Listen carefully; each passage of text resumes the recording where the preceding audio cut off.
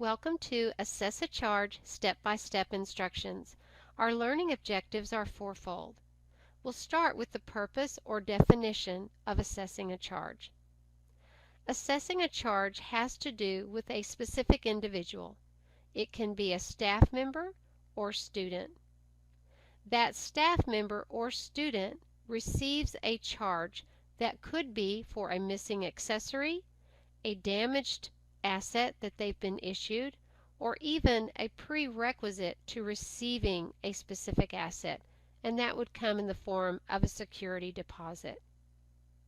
In order to assess a charge, we need those charges created, and that's done at your administrative view.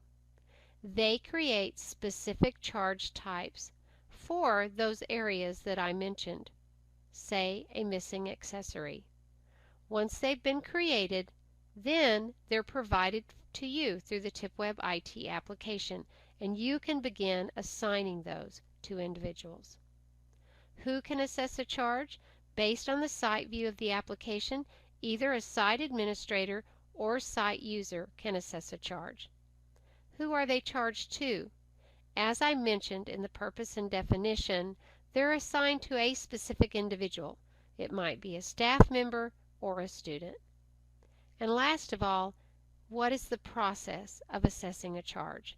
I'm going to go ahead and share my screen, and we'll get started with the step-by-steps.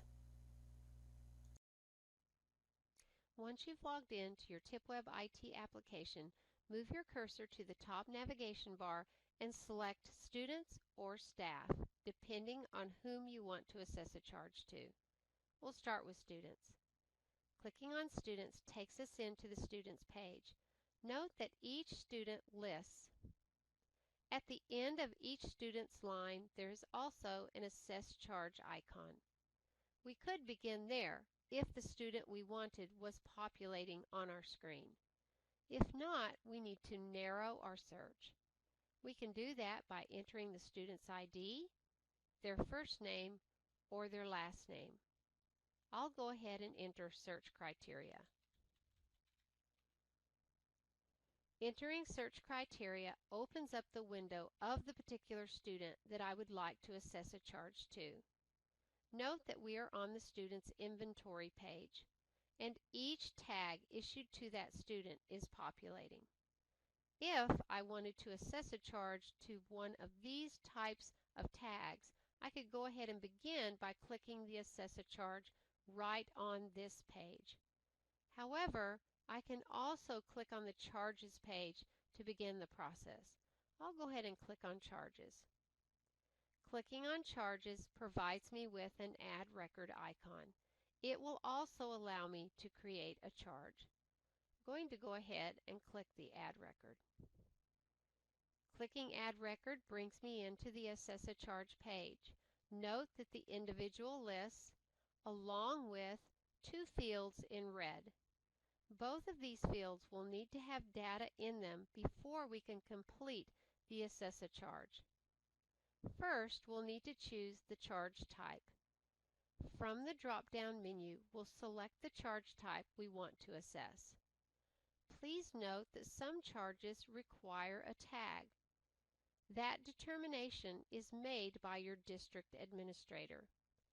And if a charge you are wanting to assess is not listing, you'll need to contact your district administrator and ask them to add the charge. Then when you come back to the Assess a Charge window, it will list. We'll go ahead and select a charge. Once we've selected a charge, if the charge requires a tag, the tags assigned to the individual will populate. We'll need to choose a tag and select it to continue. By clicking Select, the product and tag will list. Next, we need to take a look at the charge amount. In some cases, you can edit the charge amount. This again is determined by your district administrator. If I can click and change it, I'll go ahead and do that. If not, it will be grayed out, and I'll need to keep the charge amount in that the district has determined. Next, we'll take a look at charge notes. If you would like to leave a note, click in the Charge Notes window and leave a note.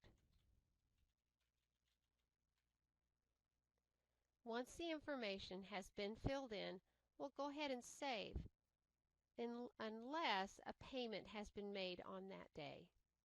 We'll go ahead and save this specific charge.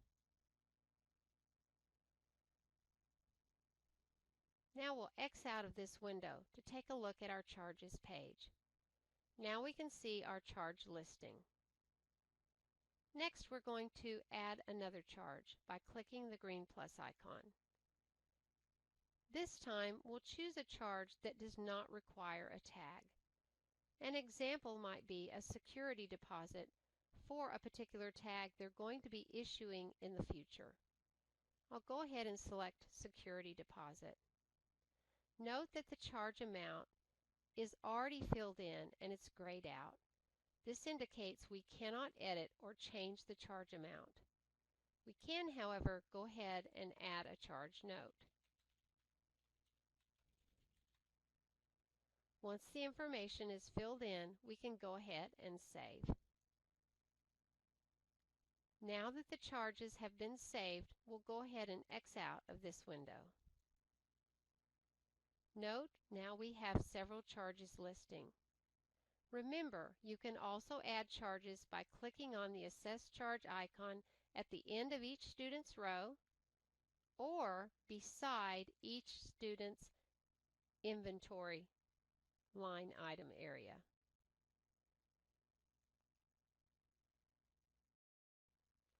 It is important to also note that assessing charges to staff members works exactly like assessing charges to students. The icons list in the very same areas and under the same tabs. Also, before we close out, I want to point out that you can assess a charge during the Quick Collect process. If I click on Quick Collect and choose a room that I'm collecting a tag back to, and enter the tag number,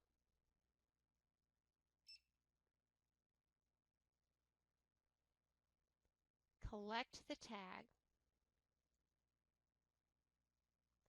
and then the Assess Charge icon will populate.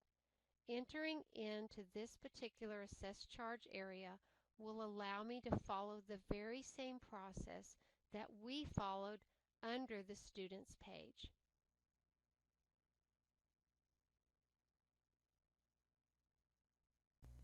This concludes our step-by-step instruction on assessing a charge. We want to thank you for watching, and remember, you have unlimited support. Please find additional materials and videos on our Support Center.